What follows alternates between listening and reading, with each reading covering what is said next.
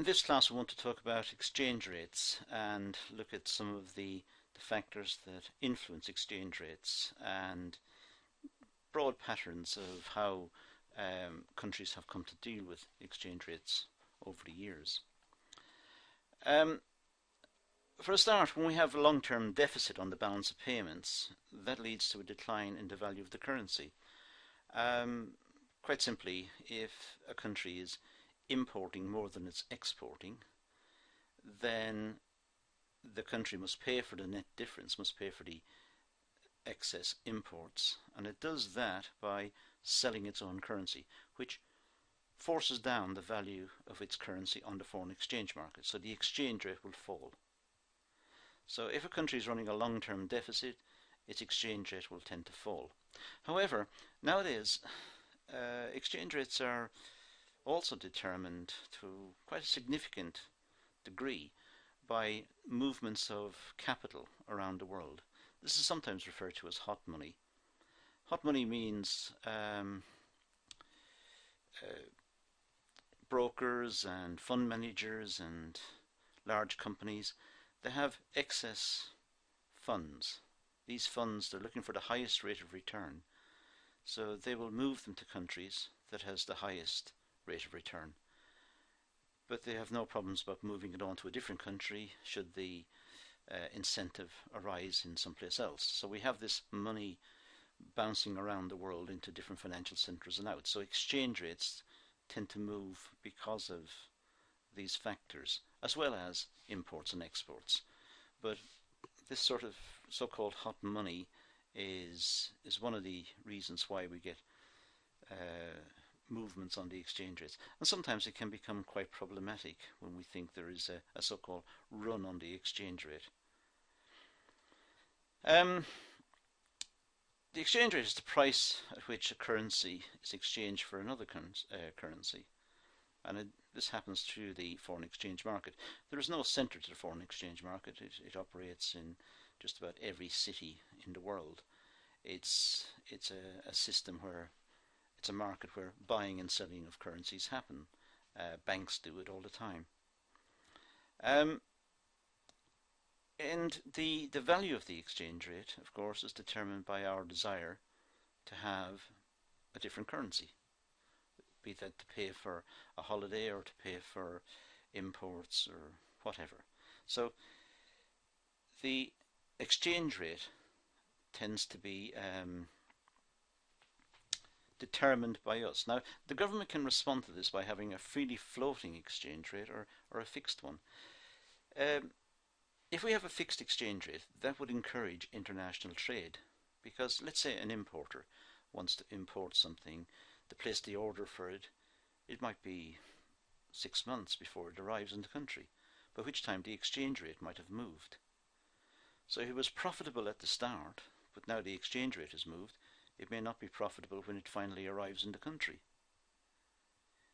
So to get over this problem of exchange rate moving, the government might try to fix the exchange rate.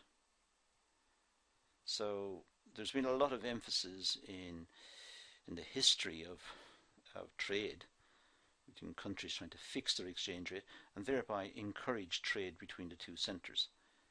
There are many problems with this policy, as we'll see later. The alternative to fixing the exchange rate is just to allow it to float up and down. So if a country is importing a lot, then the value of its currency will start to fall. Well, if it's freely floating, it'll just fall and fall. And as it falls, imports become more expensive, and there should be less imports. So it should correct itself. Generally speaking, when we trade in US dollars. The US dollar is like the international currency. That is the currency that everyone trusts. So smaller currencies are not used. There's not enough gold in the system to finance world trade. So we only have the US dollar. And the Americans keep a stock of dollars outside of America for the purpose of financing world trade. They don't force us into using it. We use it naturally because we trust the American dollar, and that's the way it works. Of course, when we trade there are transaction costs. So there is a transaction effect. And also, of course, as we trade in currencies, currencies would, say, for example, rise in value, then the demand for the currency would fall. If the currency rises in value, then we want less of it. So a currency that's rising in value means that imports are becoming cheaper. Exports are becoming expensive. If a currency falls in value, then imports are becoming more expensive, so we'd have less imports. If a currency is rising in value, imports become if the currency is rising in value, then the imports are becoming cheaper, so we'd have a growth of imports. So we can see there are transaction effects associated with foreign exchange markets. Also, of course, some people called speculators might attempt to get a capital gains. They take a position that a currency is going to fall in the future, and they'll take a position to try and make a capital gain. It's a bit like gambling. They place a bet now, they buy a currency or they sell a currency now in the anticipation of making a capital gain perhaps in a month's time or in 6 months' time. But this happens quite a lot, and it happens through what we call speculation. When we're trying to value a currency, we normally look at some key indicators.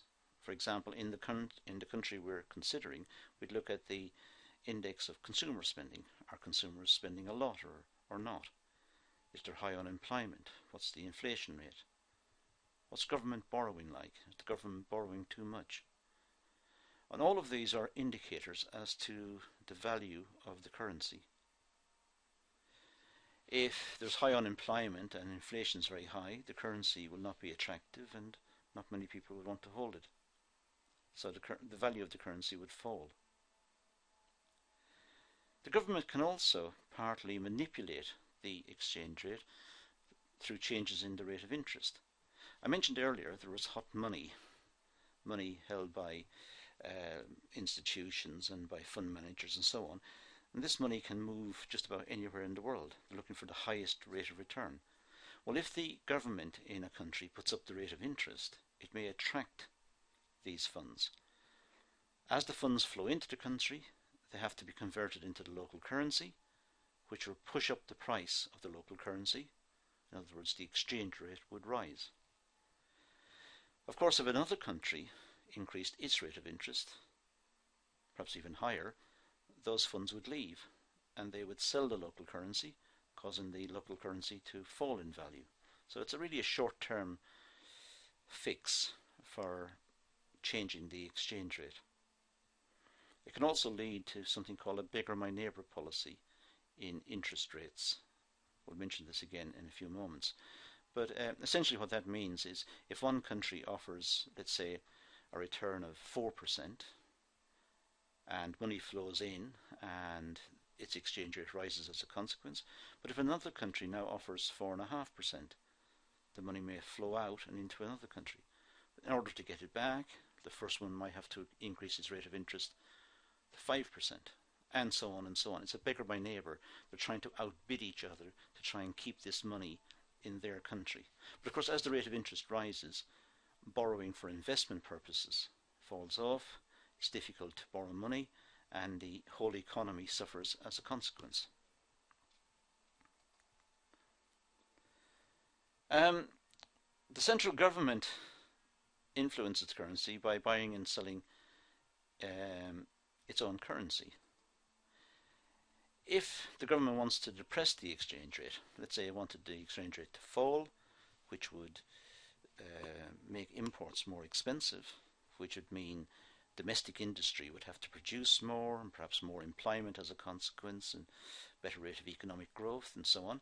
So if it wanted to depress the exchange rate, it would sell its own currency on the foreign exchange market. It would sell its own currency and buy foreign exchange, which means it's building up reserves of foreign currencies and selling its own.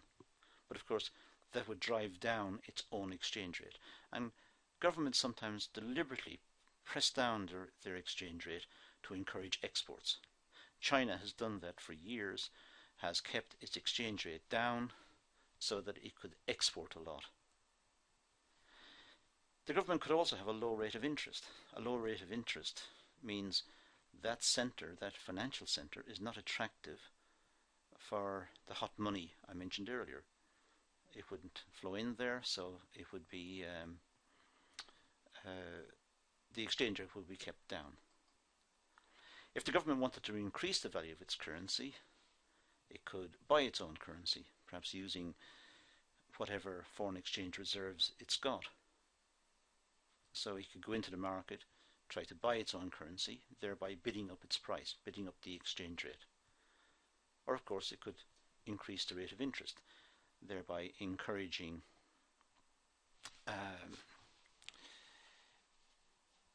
hot money to flow into the country. Now let's have a look at one interesting theorem related to all of this. This is known as the purchasing power parity theory, the PPP theory. Let's just look at a very simple example here. Let's take America and the UK. Now let's say prices in the UK are cheap, and let's say the same items in America are very expensive. That means America would import from the UK because they're getting it cheap. Consumers in America like cheap goods. Now that means that the exchange rate would fall because America's importing more than it's exporting. So the exchange rate would fall. That means imports become more expensive and exports become cheaper. So imports are becoming more expensive. That means to be less imports and there would be more exports. And the exchange rate would increase. It would cancel out the initial fall. That would continue to happen until the prices in both countries are equalized. So if you were living in the UK and you bought an item in the UK, you bought a particular product in the UK, you would pay this cheap price. If you went to America, you would have to change pounds sterling into US dollars. That exchange rate will give you so many dollars, and you could then buy the expensive price in America, and you'll find, having exchanged it, theoretically at least, you should have paid the same price in both countries. So the purchasing power parity theory is an attempt at balancing the price of goods through the exchange rate across different countries. In the end, the prices should be equalized through the exchange rate movements. Now, a floating exchange rate. Well, a floating exchange rate means that the value of the currency is determined solely by supply and demand of the currency. And the nice thing about the floating exchange rate is the government doesn't have to intervene to do anything. If we import a lot, the price of imports will rise. The exchange rate will fall and the price of imports will rise. That means we can't afford the imports, so it'll fix itself. If we export a lot and don't import a lot, the exchange rate will increase. That means imports become cheaper and exports become more expensive. It's fixing itself. So a floating exchange rate is attractive for that reason. The alternative to a floating exchange rate is, of course, the fixed exchange rate. This is where countries agree to bind their currencies together and thereby hoping to encourage international trade by getting rid of uncertainty, getting rid of the uncertainty associated with exchange rate movements. One of the famous examples of a fixed exchange rate is the gold standard. It lasted up to about the 1930s, thereabouts. What this did was it fixed the price of gold to the currency in circulation. So let's say in the UK, sterling, the pound sterling, would be backed by gold. And the government could only issue notes and coins if it had the gold to back it.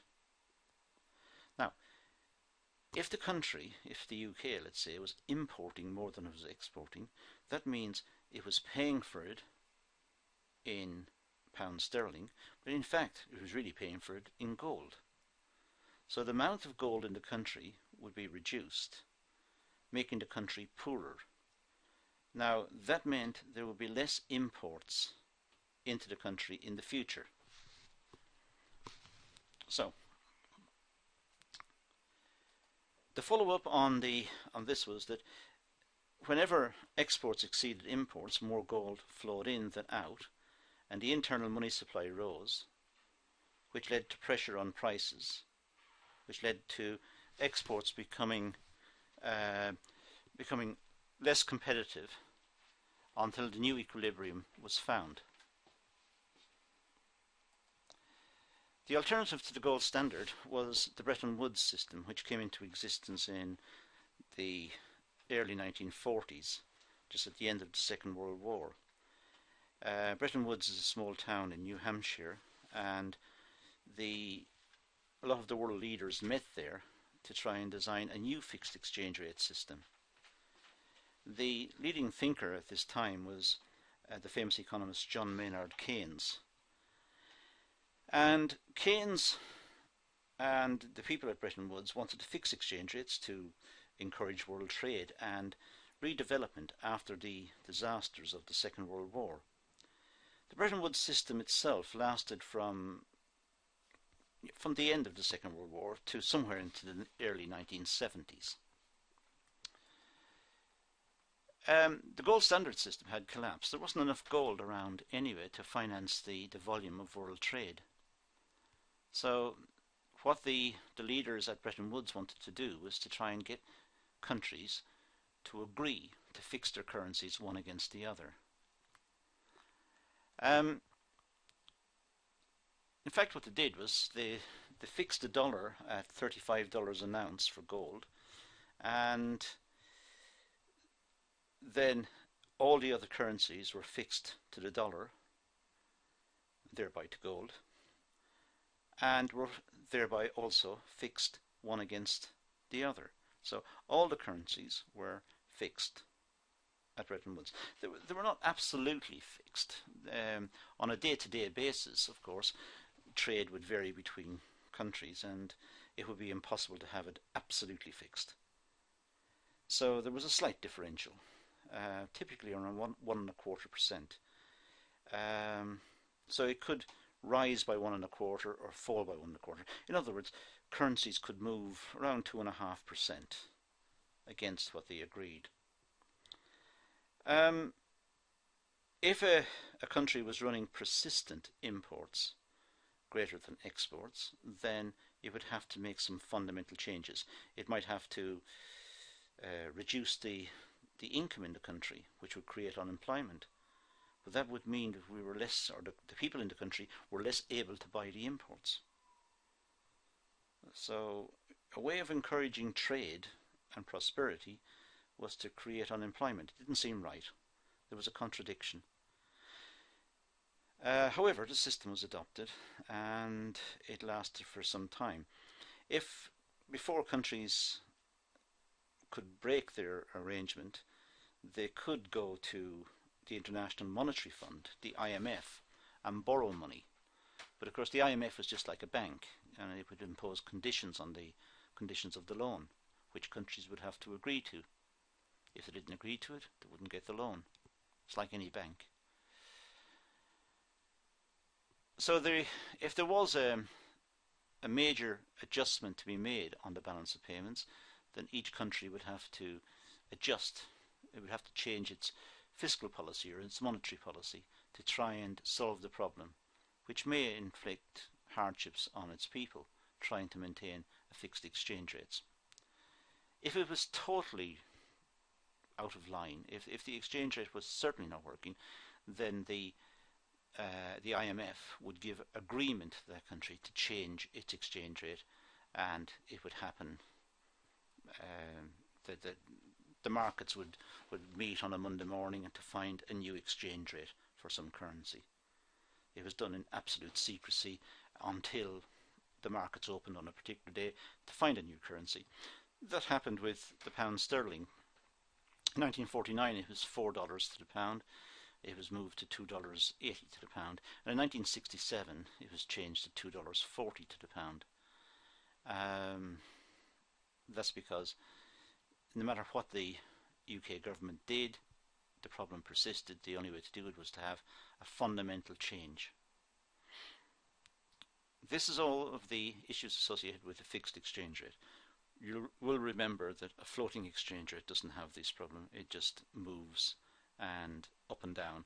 If it falls, imports become more expensive, and it's for the consumer to decide if they want to buy them at a more expensive price or not.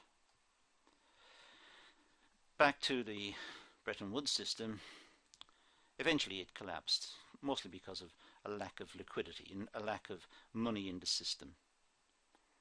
In 1948, the world reserves of gold could finance about 48 weeks of exports, but only 14 weeks or thereabouts in the 1970s. So clearly world trade had grown and the reserves necessary to fund that trade had not grown commensurate. So therefore there was an issue. There was also falling confidence in the dollar. The dollar itself in 1971 was changed in price against gold from $35 to $38 an ounce. So more people were looking a bit cynical at the dollar as well. So the Bretton Woods it fizzled out in the 1970s. There's also something called a managed exchange rate system. Managed exchange rate is floating, but the government intervenes. The government, from time to time, gets involved. The central banks get involved in the market to regulate the rate at which the currency is falling or it's increasing. So it's managed. If it's falling, it's still allowed to fall, but it's just managed downwards. It doesn't collapse. It just goes down in an orderly fashion. And within this there are two types. There's a dirty float, managed. The government at its discretion intervenes to change the exchange rate, and it does it whenever it wants. And whatever policy it's pursuing, it just gets involved in the foreign exchange market and changes the exchange rate. The other one is a joint floating. Sometimes countries get together to try and fix their currencies against each other. There was one famous one called the European Snake in 1972, in which countries in Europe tried to fix their currencies closely together, so that when one moved up, they all moved up. When one moved down, they all moved down. So that was the European Snake. That also collapsed, but the idea was to try and bring the currencies together. That was really one of the starting points for the modern euro. The euro is it's like an exchange rate that's absolutely fixed. It's 100% fixed. It's so fixed, it's one currency. That is the euro. But joint floating became popular as well, and it still happens. China, for example, very closely reflects what's happening with the American dollar because it wants to have its exports to America. So if the American dollar moves down on the market, the RMB, the renminbi, or the yuan in China is moved down as well. The Chinese government will adjust it downwards. If the dollar rises, the Chinese government will adjust its currency as well. So it's floating very tightly, very closely to the American dollar. Then we have different political systems and economic systems that try to bring together all of this and try to make some sense out of the foreign exchange markets and get some sort of coherence and stability. An early one was the European monetary system, which lasted until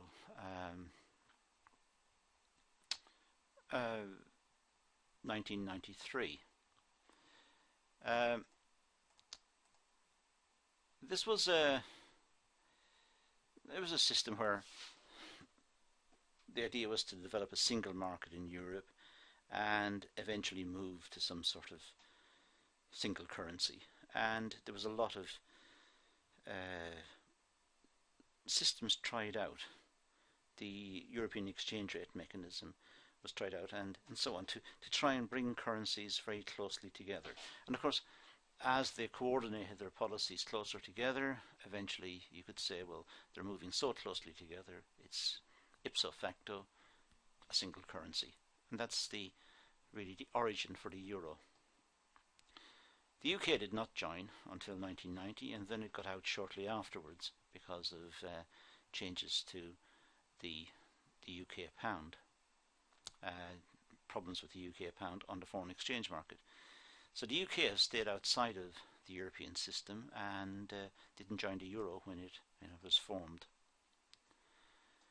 In 1999, 11 of the then 15 European Union members joined the euro, and a new currency was born. And this currency has become stronger and stronger, and as more countries have joined the European Union, the currency has become bigger and bigger, and now it's one of the big global currencies, a big counterpoint to the American dollar. So this is some of the background to exchange rates, the European system, to policies related to exchange rates that went before the European system, and a general background to the financial side of trading, international trading. So we hope this was useful as a general discussion. Thank you for watching.